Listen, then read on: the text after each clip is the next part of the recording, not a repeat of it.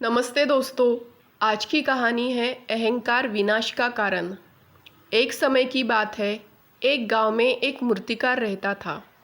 मूर्तिकला के प्रति अत्यधिक प्रेम के कारण उसने अपना संपूर्ण जीवन मूर्तिकला को समर्पित कर दिया था। परिणामतः वह इतना पारंगत हो गया था कि उसकी बनाई हर मूर्ति जीवंत प्रतीत होती थी। उसकी बनाई मूर्तियों को देखने वाला उसकी कला की बहुत प्रशंसा करता था।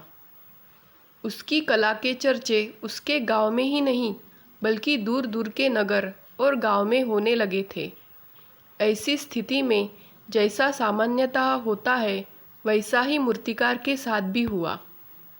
उसके भीतर अहंकार की भावना जागृत हो गई। वह स्वयं को सर्वश्रेष्ठ मूर्तिकार मानने लगा। उम्र बढ़ने के साथ जब उसका अंत समय निकट आने लगा तो वह मृत्यु से बचने की युक्ति सोचने लगा।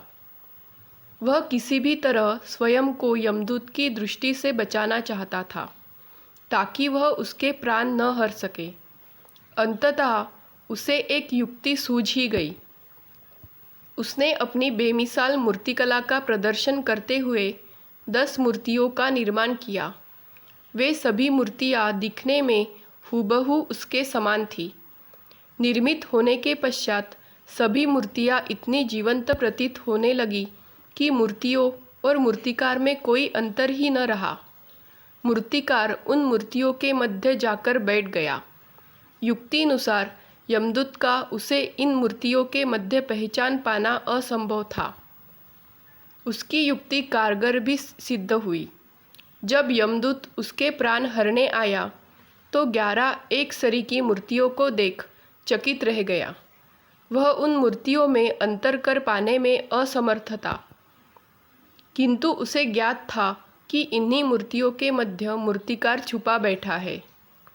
मूर्तिकार के प्राण हरने के लिए उसकी पहचान आवश्यक थी। उसके प्राण न हर पाने का अर्थ था प्रकृति के नियम के विरुद्ध जाना। प्रकृति के नियम के अनुसार मूर्तिकार का अंत समय आ चुका था। मूर्तिकार की पहचान करने यमदूत हर मूर्ति को तोड़कर देख सकता था, किंतु वह कला का अपमान नहीं करना चाहता था। इसलिए इस समस्या का उसने एक अलग ही तोड़ निकाला। उसे मूर्तिकार के अहंकार का बोध था।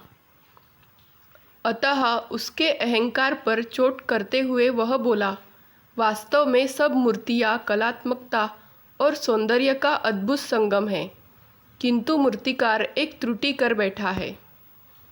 यदि वो मेरे सम्मुख होता तो मैं उसे उस त्रुटि से अवगत करा पाता। अपनी मूर्ति में त्रुटि की बात सुन अहंकारी मूर्तिकार का अहंकार जाग गया। उससे रहा नहीं गया और झट से अपने स्थान से उठ बैठा और यमदूत से बोला, त्रुटि? असंभव। मेरी बनाई मूर्तियाँ सर्वदा त्रुटिहीन होती है। यमदूत की युक्ति काम कर चुकी थी। उसने मूर्तिकार को पकड़ लिया और बोला, बेजान मूर्तियाँ बोला नहीं करती और तुम बोल पड़े। यही तुम्हारी त्रुटि है कि अपने अहंकार पर तुम्हारा कोई बस नहीं है। यमदूत मूर्तिकार के प्राण हर यमलोक वापस चला गया। दोस्तों, इस कहानी से हमें यह सीख मिलती है कि अहंकार विनाश का कारण है। इसलिए अहंकार को कभी भी खुद पर हावी न होने दें। दोस्तों, अगर आपको कहानी अच्छी लगी तो वीडियो को लाइक करें, शेयर करें और सब्सक्राइब करें। Thank you.